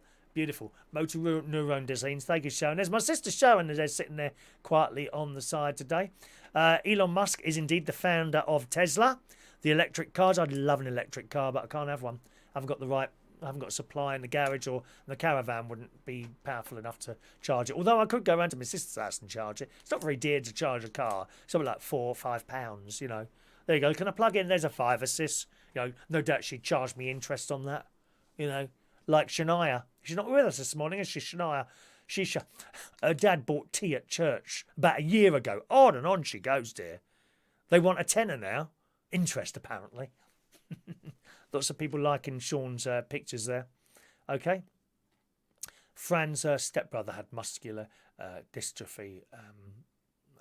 Just dreadful thing. Motor neuron, Parkinson's, all those things, I'm sorry if you or any of your family have got anything like that. Really awful. Dementia, there's another one there, of course, Jason. Dementia, that would be another one. Epilepsy. Alzheimer's was the one I was looking for, I think. Alzheimer's. Anything to do with brain problems, really. Dave Moses, how rude. It's a shame the host isn't as pretty as the rest of us. Oh, you want to change your screen, mate? You've probably got a frosted screen. I know what you like for equipment, Dave. Honestly, he's furnished he's got a little radio station that's starting soon, Calder Valley Radio. Right, it's called. He's furnished it with, I can't believe it, record players from a jumble sale. Connected with bits of wire. And even the switches, they're paper clips with drawing pins at either side. Dreadful. Talk about do it on the cheap. Jesus Christ now. Jesus Christ. Good. How are we doing time? One more story and we'll do the raffle tickets. This is a great idea. A great idea from some nurses. Now, if you've ever taken a child down a hospital, it can be a little bit frightening for them. Especially, if they've got like a disease or something and the doctor's got to either protect themselves and the child as well from anything else. They might approach them with some sort of mask on. I got to say, the really good virus-type masks are a bit scary, even when you see people out them, with a full facial bit of plastic coming, but unfortunately, very necessary. You imagine a child seeing someone come at them with something like that on, yeah? Or even just as much as a paper mask or something like that. Must be really, really scary for a child to see something like that. Well, these nurses have come up with a great idea. Nurses and doctors, this is in today's Metro.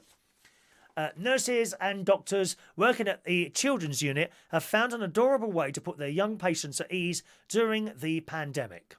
The frontline staff at Salford Royal Hospital have to wear PPE, that's the protective stuff, including face masks and visors during the outbreak to protect themselves and the people they are treating. I said cheating there. Treating.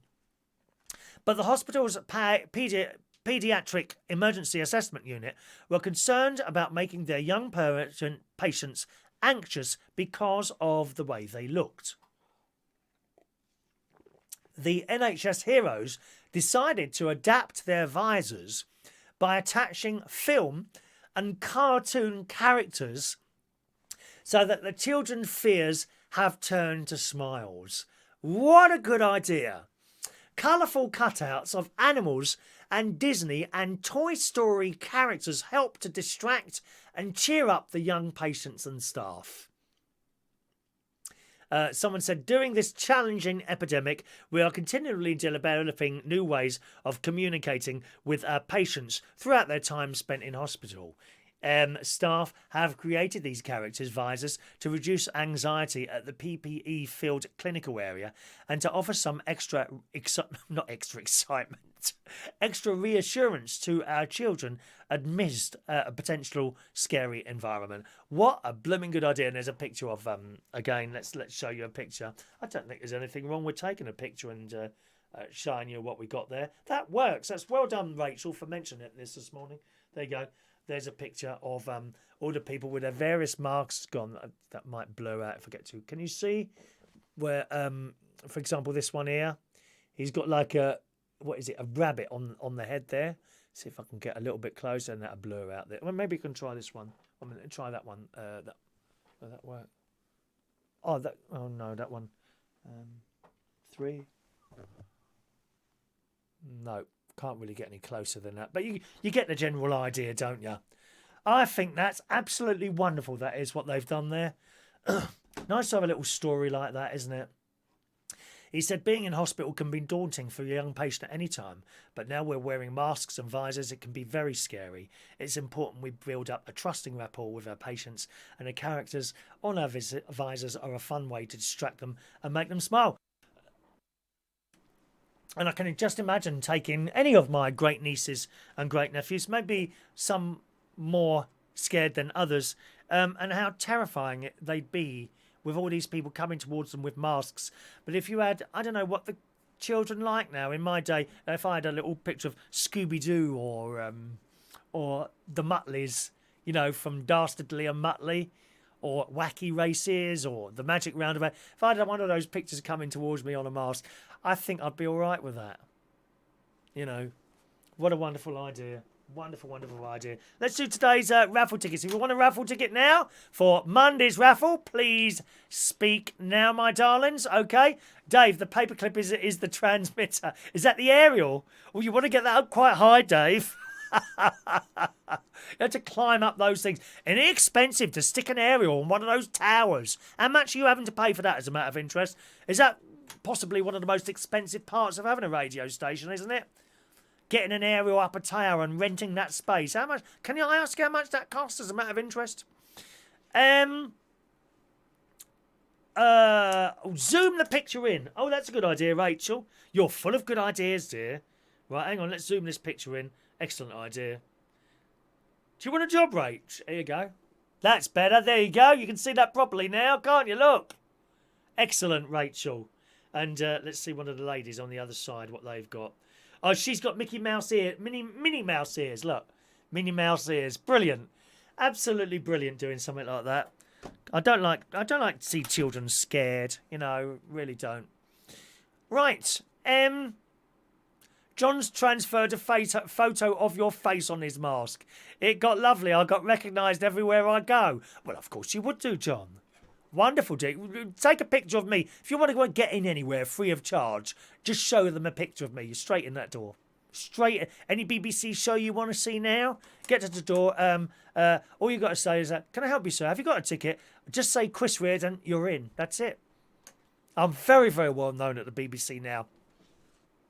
My picture is on all the toilet, all the doors there. All of them. Okay, raffle ticket time. Tony King. 812 for Mr. Tony King. Thank you, Tony. Sprinter Van 813. Fran Green. Frozen characters as well. Yeah. Excellent. Colin Coates 814. Michael Lawrence 815. Jason Hughes 816. I've just got a couple more stories to finish with after we've done the raffle, all right? Did I do Michael Lawrence? Yeah, Jason Hughes. There we are. Andy 817. Andy, have you got yesterday's one yet? Have you got Thursday's one yet arrived? Have you? Rachel 818. Claire 819. Sean Pye 820. Sean Pye 820. Let me just scroll up there, my sweethearts. Takes a little while to get through them all, okay? Mick Davenport. Oh, they might be out of order here. Where's 821 gone then? I don't know where that's gone. 822 for Mick Davenport. David Fryer, 823. Scott Walker, 824. Mandy, 825. 826 for Ross Herndon. Hello, Ross. 827 for Diane Jebb. That was a stitch. Fran, 828. Dave, 829. I'm going to smack your bum for you, Dave, if you're not a good boy. In front of your girlfriend. Andy, nothing yet. Really? Gosh. Oh, no, we got that letter as well, Andy. We got that news story as well. They've stopped delivering post on Saturdays. Yes, I've actually had no letters for 3 days. I'm expecting, my accountant said to me, expect last week a letter from the tax people making me an offer, you know, for the government self-employed scheme, or at least for those of us that have been paying tax. Let me tell you, there's so many entertainers, they don't pay tax. So you won't know those ones, not like people on the telly, I think most of them, but a lot of people I've worked with over the years, hardly any of them are paying tax. Now they've got nothing coming in. I should be getting my letter with my offer. Looking forward to that, dear. Might even take you out for a cup of tea. We could raffle a cup of tea with me, couldn't we, eh? No, not an afternoon tea. I said a cup of tea. You know, at the Starbucks. Okay, I think I've done everyone's raffle tickets. If I've missed anyone out, please speak now, okay? Either text, send something on there, or if you've done it by email, I'll sort those out after today's show. Now, look at this disgusting person, and the police have released a picture of this man, so I can show this to you. This again is in the Metro today. Happened in Lincolnshire. It's a story from yesterday's paper, but I thought it was worth reading this. Pensioner spat at for asking a man to stay 2 metres away from him while he was at a cash point. Disgusting, filthy, dirty people. A vulnerable pensioner was spat out after asking a man to keep 2 metres away while they queued to use a cash point. The victim, in his 70s, was with, this is near you, Rachel, was at a NatWest branch in Spalding, Lincolnshire, when the other customer bumped into his arm at around midday on April the 14th. Disgusting. Because his age places him at a particular high risk of catching the disease, he tried to remind the younger man of the need to be careful and observe the 2 metre socialling rule, but rather than apologise or acknowledge the polite warning, the other man spat at the pensioner, hitting the back of his head. Hello, LaBelle. Disgusting. Disgusting.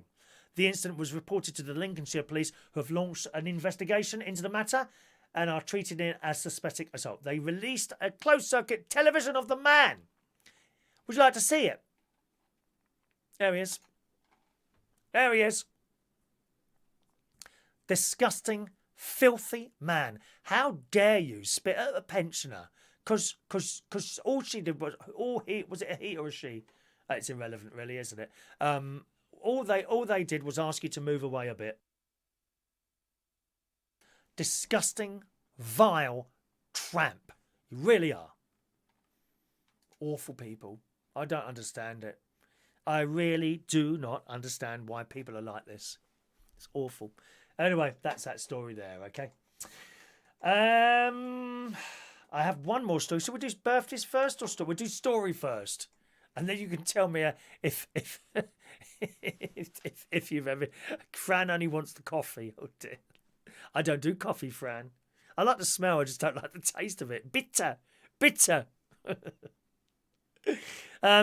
If any of you have constipation problems... Mandy says if I'd have seen that, I would have knocked his teeth out. It's disgusting. Disgusting people. Picking on people more vulnerable than themselves. They really are cowards, aren't they, these people? He wouldn't have done that to someone else who looked sort of roughly the same size of him, would he? You know. Andy, horrible man. Wish they'd bring back hanging or tasering. I'm a great fan of tasering. I really am. I take great entertainment at watching some scumbag writhing around on the floor in immense electrical pain when they've done something naughty. Absolutely tasering. You get those bleeding liberal lefty lot out there, don't you? Oh, you know, it's really a horrible thing to do to taser someone. Just because they've robbed someone doesn't mean that you should tase them. Really? Why is that then? Oh, you should talk to them and understand why they done it. Please do me a favour. Taser them. Several times, hopefully. I don't know how taser work. I know it if they push a button and this thing fires out and gets lodged in your arm, don't they? Or in your back or in your... I don't know where it goes. Wherever I suppose they can hit you. Do they have to hit you in a certain place with those tasers? I don't know. And then I think then they push another button and it's electrically done. And then if you still misbehave, they don't have to fire another thing out, do they? They just push a button and you get another electric shock. Good. People say, oh, the police would be just tasering people left, right and centre. No, they wouldn't. Not if you're not doing anything wrong. Why would a policeman taser you if you weren't doing anything wrong? I'm a very, very big fan of taser. I think every policeman should have a taser. Especially with the scumbags that are going around with their knives and this, that and the other. You know? And I wouldn't hold back, you know, if someone was, and then you get them on the motorcycles, don't you? You know, so if you tasered someone who was going off at speed after mugging some poor person, I mean, one of my, a lady that I know, you would have seen her. She's the lady in Silent Witness, the lady who's in the wheelchair. You know her? The little lady. The one who's in Silent Witness. She comes past the pub sometimes, Central Station, I talk to her. She got mugged. She got mugged. She doesn't play the part of being in that wheelchair. She is in that wheelchair in real life. Someone mugged her outside King's Cross Station. A little tiny lady of advanced years in a wheelchair. I don't get it. Just disgusting, scummy, horrible people. And I don't know how it happened, right? But if they'd have got on a bike and sped off, right? Possibly, if a policeman had a taser, he might be a good shot. Presumably, they would be trained to do that. And you fire this taser at them, and if they come off that moped, and if they die as a result of that, so be it. So be it. Because it wouldn't have happened if they hadn't done something bad to that poor lady, or indeed anyone else in the world. Disgusting people. Disgusting people. Anyway, that's it. Let's move on from that story. It just makes me so angry seeing these people like that and how they get away with it all the time. They don't get away with it all the time. I think every single policeman should have a taser. I really do. Anyway, in the Daily Mail again today, do you have problems with constipation, boys and girls? I'm looking up and down the list. I think there's a few of you. I thought I had a problem with constipation, and then I realised I just got fat again. Is it 11:30? How long have I been here? Oh, we've nearly done a 2-hour show. Well, that was unintentional this morning. A diet of grease led to the demise of a curly-tailed lizard in Florida. Michael, you've got lizards. I like the little lizard geckos. Do you know those little lizards? I can't believe people are scared of those geckos. Now, these are lots of little lizards, and sometimes they get in, if you're on holiday somewhere, they can get in the room, but they're completely harmless, and actually, they're pretty useful at clearing up insects. They probably won't come near you, and they tend to stick on ceilings, right? And I had a couple of them when I was staying at, you would know Turtle Cove, Michael. I've been to Turtle Cove twice. Wonderful place. And it's in Cairns, near Cairns in Queensland. And there's a lot of very large bugs there. Enormous. In fact, there was some sort of bug in the light fitting in the room, which I decided to just ignore until one day it just wasn't there anymore. I thought, oh my God, where has that gone? And I would have a couple of geckos in there, actually. I know, right? You don't really hear them, and you look up on the ceiling, and there's one up there, stuck to the ceiling. The only thing is they don't stick on there permanently. Eventually, they fall off, and they make a little bit of a thud on the ground. I like geckos, but here's a curly-tailed lizard in Florida. Researchers discovered the tubby creature near Cocoa Beach pizza parlour with a record-breaking case of constipation. An unpassable glob of poo made up 80% of its body. That must be what's happening to me there.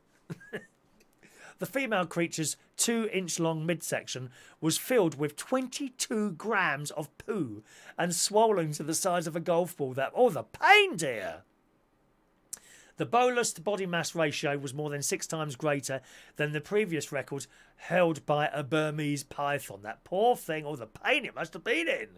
The lizard was dining on insects covered in greasy sand that congealed inside its body, and that poor thing had to be euthanized because it was unable to digest any nutrients. Oh, that poor thing. What a way to go, dear. But I suppose people do die of constipation, do they? If they kind of put up with it and don't do anything about it, I would guess. What an awful way to go. Dreadful. Rachel loves chameleons with their eyes pointing in every direction. I'm quite a fan of lizards. I like them. Yeah, bearded lizards. What beautiful little creatures. And they will come and stand on you, eventually. You just leave them alone and put them in a little box or whatever. Little heated unit. And now and again, I think some people just let them roam about the house. But they tend to go back in their box because it's warm in there, you see. But they will come out. And I've seen pictures of people that have that keep a bearded lizard, or perhaps 2 or 3 of them, and they're there watching the telly, and this thing comes and sits on your arm. How lovely. Michael, have you been there as well, Michael? That's an absolute delightful place. I remember sitting there near the little bubble bath. It's only small, the bubble bath. I was sitting there having something to eat, I think, in the restaurant, and they were telling me that there was this blooming great big python that lives up a tree. And I'm like, where's it live? Up there. And I'm sitting right underneath this thing trying to see where this python is. I said, well, doesn't it attack? And then like, no, we just leave it alone. And it's quite happy to be up there. Dreadful. Let's do today's birthdays, gang, shall we? Happy birthday on this Saturday, the 9th of... Have we done the raffle tickets? We've done those, haven't we? Happy birthday on this Saturday, the 9th of May, 2020, to Mr. Andy Wetston. Today, 51 years old. Bearded Dragons, I beg your pardon, yeah. Andy, not you, Andy. Andy Wetton, who's 51 years old. He works as a barman in Harpo's and became a big-time DJ. He worked for Almighty Records and did a lot of remixing. You've probably heard music made by him. And he became a DJ, right? And I remember he sent me a little message about a year ago or so now. He said, the reason I became a DJ is because you was a DJ and you inspired me to do it. How blooming wonderful to hear stuff like that. Do you know how many times I've heard that from people? It makes you feel so good hearing something like that. He was inspired by me. How blooming wonderful. And of course, he done, as most of them did, they did a lot better than me on the various scenes and that. And then he went into music production and all that. I didn't do all that, you see. I liked the whole personality thing, chat like I'm doing here now, but with music. Except there wasn't often time for many records because I was talking too much. But happy birthday to you, Andy. 51 today. Happy birthday, sir. All right, lovely chap. Joanne Lanewood. Hello to Joanne today. 38 years old. She lives in Roehampton. Roehampton, where I grew up. Happy birthday to Joanne. David Bennett, 50 years old today. David run the city of Quebec, where I did the karaoke for about a year before they closed down and had a refurbishment, and completely changed it after that, and we didn't go back, unfortunately. But that was a great job there, and I got on well with David, and he could sing as well. He was one of the very few managers that actually came and sang as well and joined in with everyone else. So happy birthday to you, David, 50 today. Rick Morgan, happy birthday, Rick. Mark Eden today is 42 years old. Happy birthday, Mark. Sarah Louise Brown today is 35. Happy birthday, Sarah. Rikki Glover, good morning to you. Happy birthday, Rikki. Nice picture of a nightclub there. Aaron Whedon, I can't believe you're 42, Aaron. Gosh, Aaron Weedle. Happy birthday to Alan. And Stevie T today. Again, he was a DJ as well. He was running a pub. I can't remember which one he was running now, to be honest. But nevertheless, nice chap, Stevie T. Happy birthday to you as well, sir. Happy birthday to each and every one of you.